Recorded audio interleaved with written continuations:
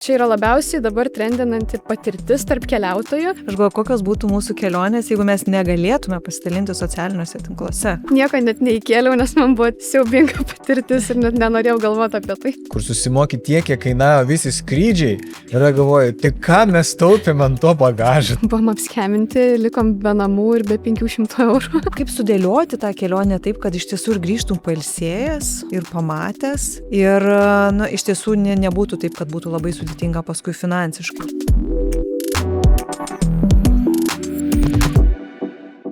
Kelionės daugeliui mūsų yra vienas laukiamiausių dalykų. Jos siejasi su naujomis patirtimis, su poilsiu, su atitrūkimu nuo rutinos. Tačiau kartu jos turi ir kainą. Pamenu, gavau kolegės automatinį atsakiklį į savo išsiųstą laišką. Atostogauju, grįšiu po mėnesio arba anksčiau, jeigu baigsis pinigai. Taigi, kaip atostogauti, kad ir tų įspūdžių pakaktų ir, iš tiesų piniginė nenukentėtų taip, jog grįžus tektų gyventi, iš to, kas jau liko namuose ir spintelėse. Apie tai šiandien ir kalbėsime su gydytoju, psichoterapeutu Dainiumi Jakučioniu.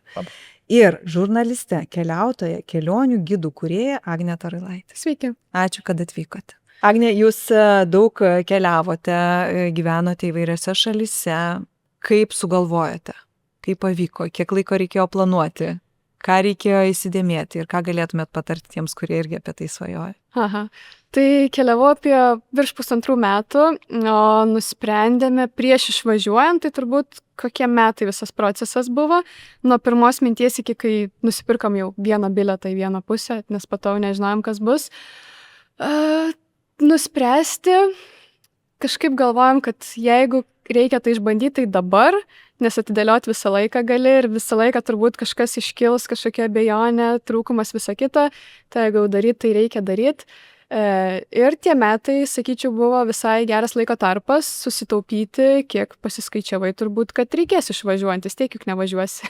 O galima paklausti, kiek turėjot pinigų tai kelionį? Nežinau, ar mėnesiui nusprendė buvo, ar visą pasiskaičiavę biudžetą? Mes keliavau su vyru, mes kartu ir aš asmeniškai mečiau darbą prieš išvažiuojant ir mano vyras irgi. Ir aš tuo metu buvau susitaupęs šiek tiek virš 5,000 eurų, bet dar, aišku, turėjo paskutinę algą įkristi ten ir visi kiti dalykai. Ir buvom, aišku, į priekį nusipirkę skrydžių bilietus ir nuomą susimokėję porą mėnesių ten, kur gyvensim. Tai aš turėjau 5,000 rezervą į priekį. Užteko? Nereikėjo paskui grįžti? Gal anksčiau? Reikėjo po to grįžti į darbus tiesiog, nes iš pradžių keliavom tiesiog laisvai. O po to, po kokių, man atrodo, gal 3 mėnesių, aš grįžau freelancinti ir šiek tiek jau darbuotis ir tada pilnu tempu toliau tas pajamas pildyti, nes vis tiek pinigai senka. O kaip, nežinau, kaip jautėsi? Gerai buvo pradžioje? Geriau, paskui sudėtingiau, kažkokių siaubinga buvo. Absoliučiai baisu, nes tu neturi nei namų, nei pastovaus darbo, kurį visą laiką turėjai, nei jokio saugumo finansinio, kas turbūt pagrindinis motyvas yra gyvenime, tu nori turėti saugumą kažkokį, visiškai išstumtas iš komforto zonos. Tai pirmi mėnesiai didžiulė euforija ir tuo pačiu didžiulis siaubas ir visą laiką tavo emocijos taip kybo. Bet po to tu turbūt surandi rutiną ir tokiam kitokiam tam gyvenimo stiliuje ir kažkaip surandi kažkokių saugiklių, kuriuos gali susidėti, kad jaustumėsi geriau ir per laiką jau įsivažiuoji. Tai po kokių 3-4 mėnesių jau smagiau buvo daug keliauti ir tokiu būdu gyventi. Dainiau, mes kai planuojam keliones, dažniausiai, aš taip įsivaizduoju apie atostogas kažkokias, ar ne, savaitės, 2-3, čia aišku, labai jau ilgas laiko tarpas, bet ar visada tai yra tik tai malonus patyrimai mums, mūsų, nežinau, irgi sako, siaubingi, kai kada buvo, ar ne, tas vis tiek išeini iš komforto zonos, kažkokie klausimai atsiranda neišspręsti. Čia vėlgi man turbūt reikia atskirti. Agnė keliavo biškai kitokiu formatu, kur mes susiplanuojam savaitės ar 2 atostogas, ar 4 mėnesių kažkokias atostogas, tai yra baigtinis procesas. Žinai, kad grįši. Žinai, kad jeigu susiplanavai, tai vadinasi, kad pasiskaičiavai kažką. Tai yra gal tas planavimas, nežinau, man atrodo, šiaip jis nėra baisus. Yra daugiau kaip tik džiaugsmingas planavimas, nes įsivaizduoju, kas laukia.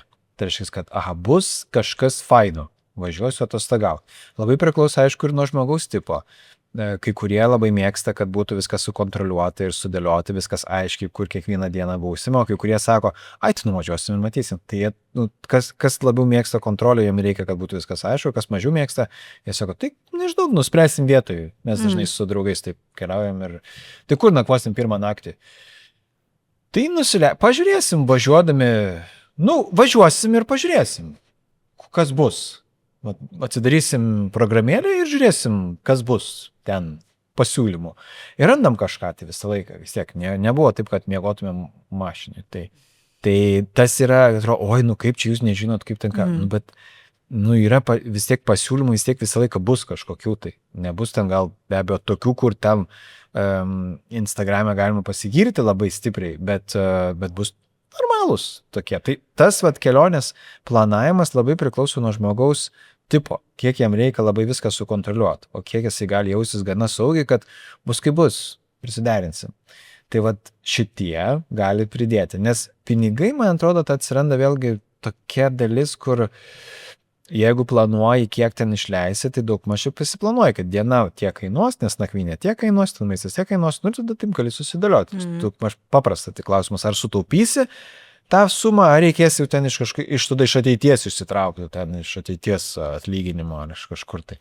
Tai turbūt ir tiek. Tai tas, ar baisu, ar ne, labai sakau, nuo žmogaus tokio savijautos. Ir nuo patirties, aš galvoju, ar ne? Jeigu pirmą, tai taip, bet... Jo, kažkaip bus, ar ne? Su patirtim susiję, ar ne? Su laiku kažkaip ateina tas toks supratimas, kad aš vis tiek sugalvosiu kažkokį sprendimą, ar... Yra, bet aš labai pritariu, kad labai skiriasi tokie keliavimo būdai ir aš nuo grįžimo turėjau kelionių dabar, kurios yra tiesiog suplanuotos, ar ne, porą savaičių ir panašiai. Ir aš gal net sakyčiau, kad tas planavimas ir tos kelionės laukimas netgi daugiau džiaugsmo atneša, negu kai tu visą laiką keliauji. Tai labai didelis kontrastas. Bet mes čia kalbam apie lūkesčius, ar ne? Ir jau ne viename, turbūt mūsų ne vienoje tinklalaidėje mes irgi labai daug kalbėjom apie lūkesčius, kuriuos mes kūrėme dalykams, kurios kūrė aplinkiniai, kurios kūrė socialiniai tinklai. Ar pati kūrėte turinį socialiniams tinklams ir vartojat socialinius tinklus ir mes vartojam. Ar jaučiat, kad keičiasi kelionių, nežinau, mados, ar lūkesčiai joms, nežinau, keliavimo būdas? Lūkesčiai, man atrodo, tikrai labai didelę įtaką daro. Ir pačioj pradžioje, kai aš pradėjau keliauti, aš nebuvau turinio kūrėja ir aš pati pastebėjau, kaip mane įtakoja kažkoks pamatytas turinys. Ir pavyzdžiui, jeigu elementariai pamatai kažkokią labai trendy, populiarią vietą, pramogą ir jeigu jau ten nenuvažiuosi, tu jauti tą FOMO, jauti kažkokį, kad kažką labai praleisi ir turbūt po to gal negrįši jau į tą šalį ar tą miestą ir tada labai plėšaisi viduje ir gal netgi iškreipia labai mūsų, ką kiekvienas vertina toje kelionėje, kaip minėjo mūsų pašnekovas irgi, kad vieniems galbūt svarbu tiesiog pailsėti, kiti nori pamatyti, kiti nori ekspromtų ir visa kita, bet socialiniai tinklai ir kitų keliautojų tas turinys labai atrodo, kad taip turi keliauti. Dabar labai trendina, ar ne, visokios ekstremalios veiklos kažkokie, labai, tarkim, Mauritanijoje traukinys, gal matėt, kur veža anglį, tas didžiulis traukinys ir tu gali ant tos anglies tiesiog literaliai miegoti visą parą. Ir čia yra labiausiai dabar trendinanti patirtis tarp keliautojų. Ir dabar, man atrodo, toks sukuriamas FOMO, kad jeigu tu nori nuobodžiai keliauti ar ne, ramiai, lėtai, gal patingėti, ar kaip tik kažko ekstremalaus nedaryti, tai tarsi tu toks, liaudiškai tariant, lievesnis keliautojas, nes nepatiri to, ką ekstremalaus neišnaudoji tos kelionės ir tas spaudimas, man atrodo, labai jaučiasi. Aš dabar jaučiu FOMO, iš tikrųjų. Tau tikrai reikėtų. Aš nežinojau šito. Taip, pamiegoti ant anglių be tualeto visą parą, aš manau, tau labai reikia. Bet aš tai atsiprašau pasakysiu, leisiu savo pasakyti, kokia nesąmonė. Šiaip iš tikrųjų. Tai aš manau, čia labai privilegijuotų keliautojų. Mes norim keliauti, bet netgi ar ne, ar mes savęs dar klausim, kaip mes norime keliauti ir aš galvoju, kokios būtų mūsų kelionės, jeigu mes negalėtume pasidalinti socialiniuose tinkluose. Taip. Kas atsitiktų, kokios jos būtų, kokius mes savo klausimus, jeigu negalėtum pasidalinti, kad ant tų anglių miegi. Ar tikrai Tai nevažiuotum iš viso, tu kam važiuoti, negali pasidalinti. Nenorėtum. Būtų mažuma, man atrodo, žmonių, nes jie tiesiog dėl to pačio ekstremalumo važiuotų, nes jiems būtų įdomu išbandyti tokį dalyką. Ir tas yra pagaus, nepagaus, nes tikriausiai nelabai čia vis tiek legalu yra. Man ribos, taip. Jiems, susimoko turbūt kažkams tai kažkokius kyšius, gal ir ten viskas susitvarko toje vietoje, bet tada jeigu negali pasigirti, tai čia labai geras yra pasitikrinimas ir vertybiškai. Jeigu aš negalėčiau pasigirti savo tą veiklą, ar aš ją toliau daryčiau? Taip. Tada atsakymas, visi žmonės gali sakyti, jeigu aš negaliu pasigirti socitinkluose, bet lekur, ar aš toliau darysiu tą? Tada žinotume, kokios iš tikrųjų yra atostogas. Man tas labai, manęs kažkada paklausė iš tokio klausimo ir aš labai ilgai tą atsimenu ir savo labai dažnai užduodu. Tai, nes tas labai padeda atspėti, tai atskleisti, ar čia mano yra iš tikrųjų noras ar ne. Bet grįžtant prie jūsų kelionės, ar jūs pavyko jum rasti tą balansą tarp to, ką jūs norėjot numatyti ir ką jūs reikėjo užsidėti kažkokį ten, nežinau, tą...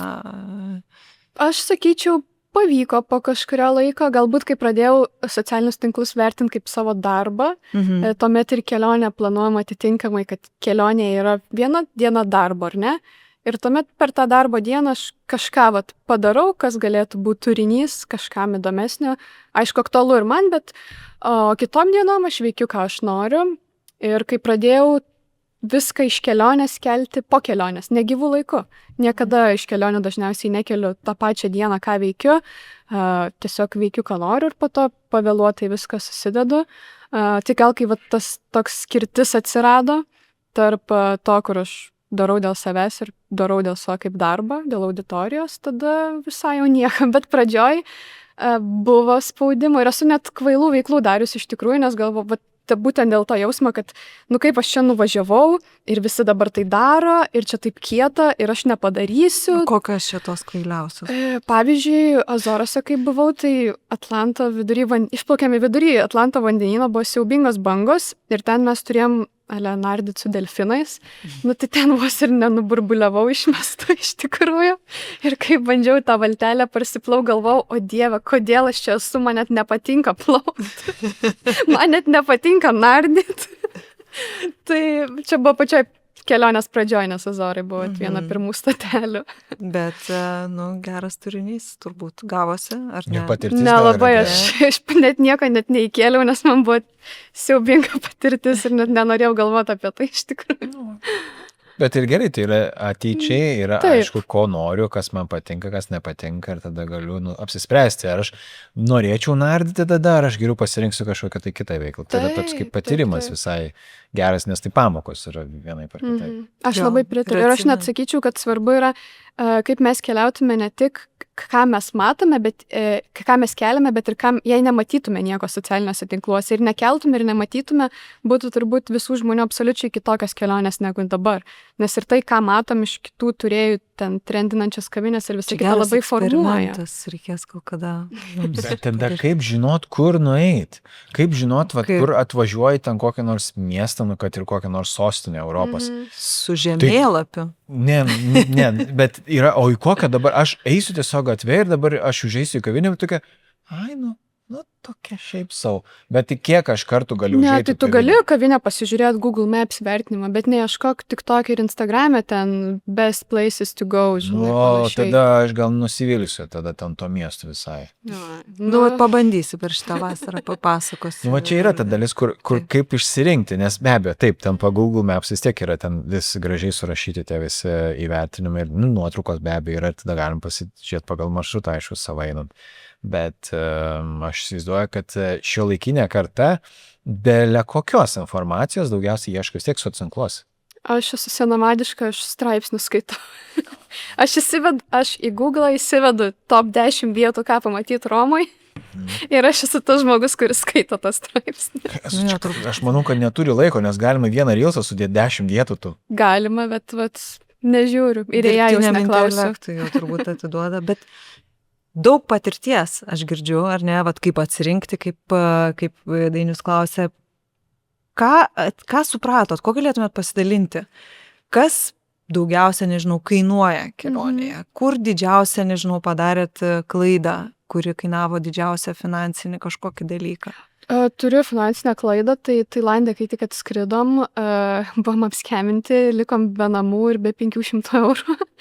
Dėl to, nes ieškam nakvynės tiesiog per Facebooko grupės, o ne per viešbučius, per ten Airbnb ir kitas platformas, kurios tarpininkauja ir tau padeda. Nes norėjom sutaupyti. Tai labai gera pamoka, kad ne visur verta tą sutaupyti gabaliuką, nes gali dar brangiau kainuoti. O aš sakyčiau, kelionėse brangiausiai ir kainuoja nakvynė ir skrydžiai. Ir aš vis laik nuo to ir pradedu planuoti savo kelionę, nuo skrydžių ir nuo nakvynės. Ir tuomet jau apie tai aš dėliojusi visą likusi biudžetą tai kelioniai, veikloms, maistui ir visam kitam. Jo, mes su draugais vis laik planuojam irgi nuo skrydžių. Tai kur pigiausi skrydžiai? Po to taupam ant bagažų. Kad imam vieną, bet ne du. Apie tai irgi, man atrodo, socialiniuose tinkluose daug yra, kaip apsirengę. Ir ne, O po to juokingiausia yra tai, kad nueinam į vakarienę, kur susimoki tiek, kiek kainavo visi skrydžiai. Ir galvoju, tai ką mes taupėm ant to bagažo? Taigi galėjom gal normaliai, kaip tai žmonės. vakarienė ir sutaupė. Bet mes, vakarienį sutaupėm, bet galėjom galbūt ir, neitgi ten dažniausiai visur būna skanu, bet arba ten taip paprašiau. Bet kartais yra tas, irgi tas toks keistas nepaskaičiavimas. Ar verta tikrai taupyti ten ant kažkur, važiant bagažą, aš nežinau, ar verta taupyti kartais, nes Aš netaupau ant bagažo. negali nieko parsivežti.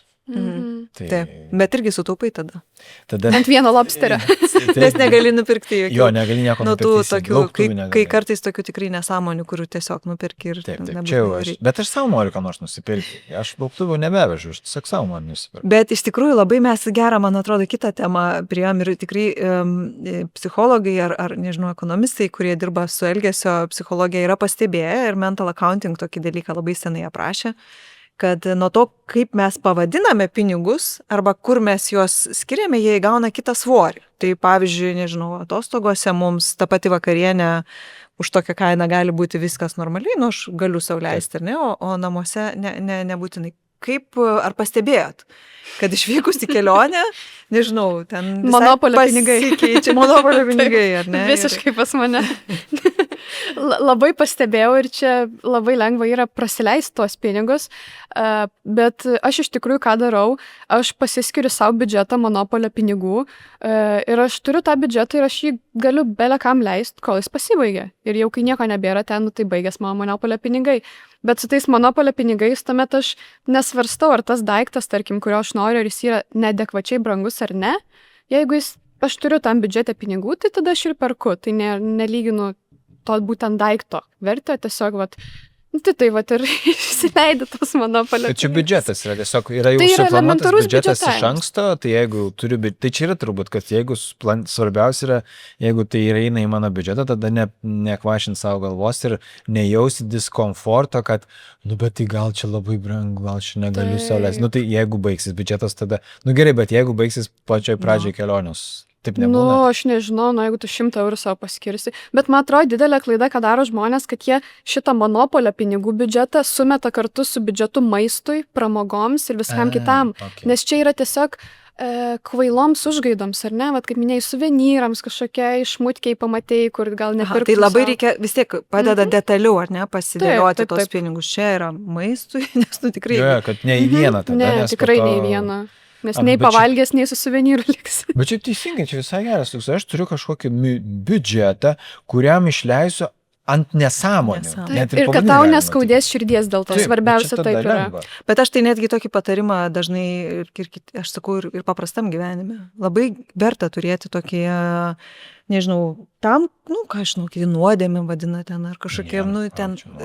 Pasilepinimui. Taip, pasilepinimui, ar ten kažkokiem dalykam, kur aš... Nuodėmė prie pasilepinimo. Ir paskui savęs nereikia plakti ir, sako, guilty pleasures, ar ne, bet koks čia guilty pleasures arba pleasures, arba pleasures. Taip, Tiesiog koks čia. malonumas yra malonumas ir jokios kalties tam nereikia jausti. Ir jeigu turi tam skirtą biudžetą, tai visai faina, aš ar ne, išleidau ir taip toliau. Bet buvo taip, kad teko iš kito paimti. Kaip čia tą finansinę kontrolę pavyko išlaikyti tuose Oi, kelionėse? čia tikrai ne nuo pirmos dienos. Ne, nuo kelintos, tai va čia. Nežinau, irgi kokių reikėjo kelių mėnesių toj didžioji kelionė, kol pradėti tai biudžetuot, bet čia aišku, tiesiog sunku buvo persijungti nuo normalaus Dar turbūt ir biudžeto. keičiasi valiutos. Taip, kai kur. viskas absoliučiai.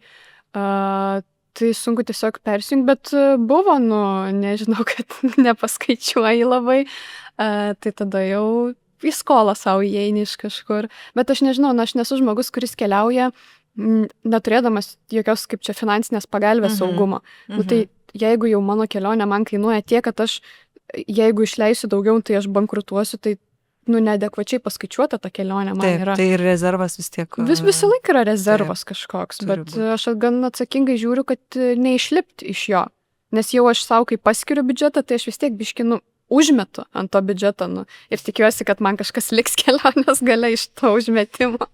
Bet kokia šalis buvo, nežinau, pati brangiausia finansinė prasme ir kokia gal pigiausia, kur... Palei kainas brangiausia, tai Šveicarijoje turbūt, kai buvom, nieko nenustebins, bet kur daugiausiai išleidom keliaudami, tai Tanzanijoje, nes keliam stebėti didžiąją gyvūnų migraciją, čia vienas naujesnių kelionių, nes tiesiog labai brangi patirtis, ir Japonijoje.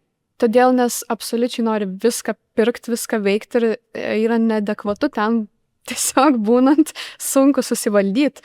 Tai šitose tikrai daug išleidau, ženkliai virš biudžeto perkopta. Tiesiog viskas taip kokybiška ir taip atitiko, ar ne? Japonijai tiesiog tu visko nori, visur užėjti, viską išbandyti, nes ten absoliuti paklausa, pasiūla, ko tik tais gali įsivaizduoti, viskas yra.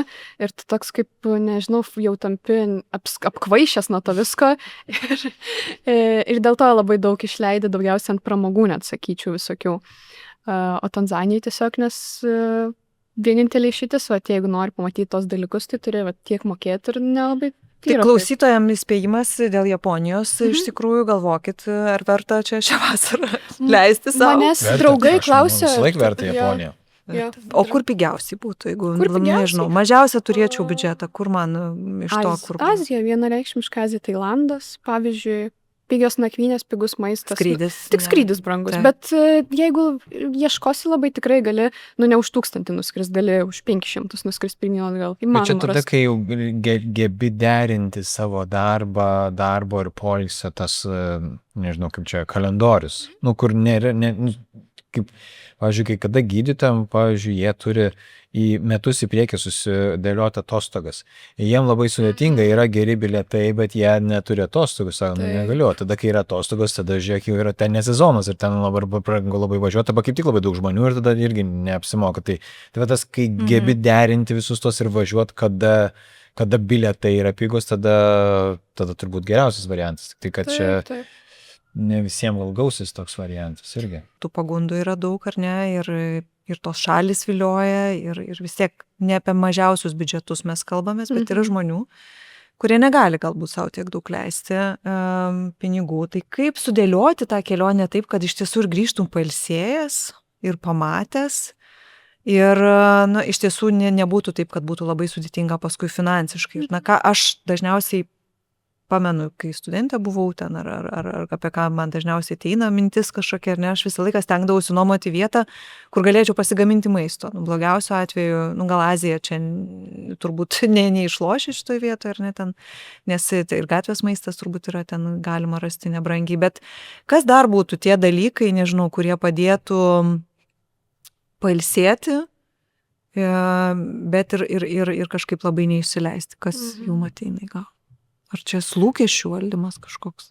Aš manau, kad vėl poilsio tas momentas tai yra tas, kad mes turime įspūdžius gauti. Tai čia vienareikšmiškai tai poilsis tas, kad atsitraukti nuo darbų. Kad atsitraukti nuo darbų reikia užpildyti savo dėmesį kažkuo kitu.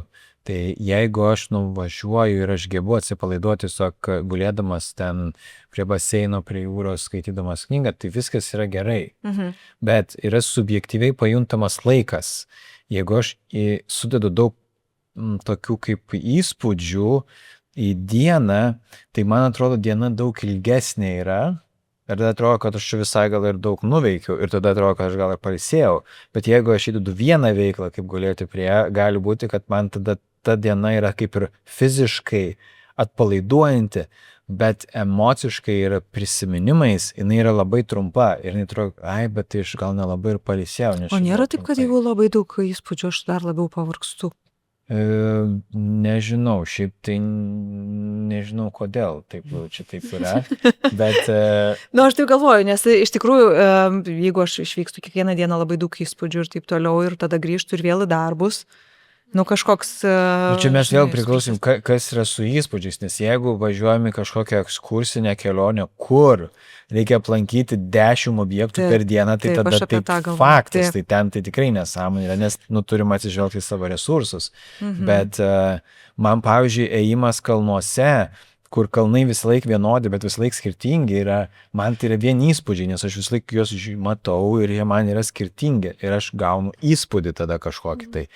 O ten dėl kažkokių ekskursijų tai yra daugiau apie tą tokį, man atrodo, kad judi ir pavargsti nuo to, kad daug žmonių gali būti. Man kartais vargina tas, tikrai, kur reikia eiti ir ten labai daug žmonių ir tu grūstis ir ten reikia stovėti, o jeigu dar žiauriai karšta, kaip vasara būna Europoje, tai tada dar sunkiau yra ir tada toks, čia dar gali prisidėti visas tas noras ir tada įspūdžių daug, bet tada yra labai dar fizinis didelis nuovargis. Mums reikia suderinti tai, kad būti fiziškai dar pailsėjus. Tai reiškia, kad derinti tarp fizinio nuovargio ir tokio, fizinio kažkokio, vaikščiojimo, ekskursavimo ir su poguliu kažkokio. Tai, kaip ten pusė Europosgi siestas, tai jie ten ir derinama, kad eini ir nori valgyti, o nieks nedirba tuo metu. Tai turigi siestą tau. Nesuprantu. Tai čia yra tas derinimas biški įspūdžiai ir pasyvus poilsis, abudu suderini. Tada gaunasi geriausios atostogos. Nes taip labiausiai atsitraukiama nuo darbo, nes atostogos yra tam, kad pailsėtumėm nuo darbo. Kai žmogus nesijaučia, kad jis pavargsta nuo darbo, tai jam kaip ir atostogų labai daug nereikia, nes jisai tiesiog lengvai jaučiasi. Tai jis tiesiog keliauja tam, kad pažint kažką, tai pailsėti tiesiog, kad jam įdomu, nauji dalykai. Tai dar vėlgi ir klausimas savo reikia užduoti, kodėl aš keliauju, ką man tą reikia.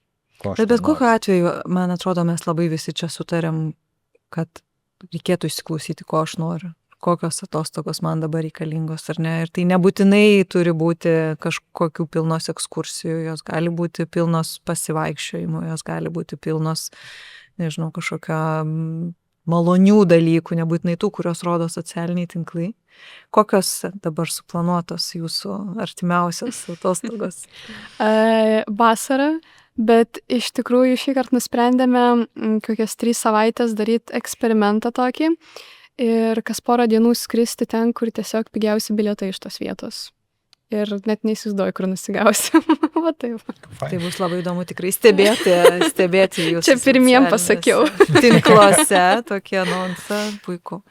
Tai labai ačiū už šiandien pasidalymą savo patirtimi. Stebėsime, kaip seksis atostogauti jums šią vasarą.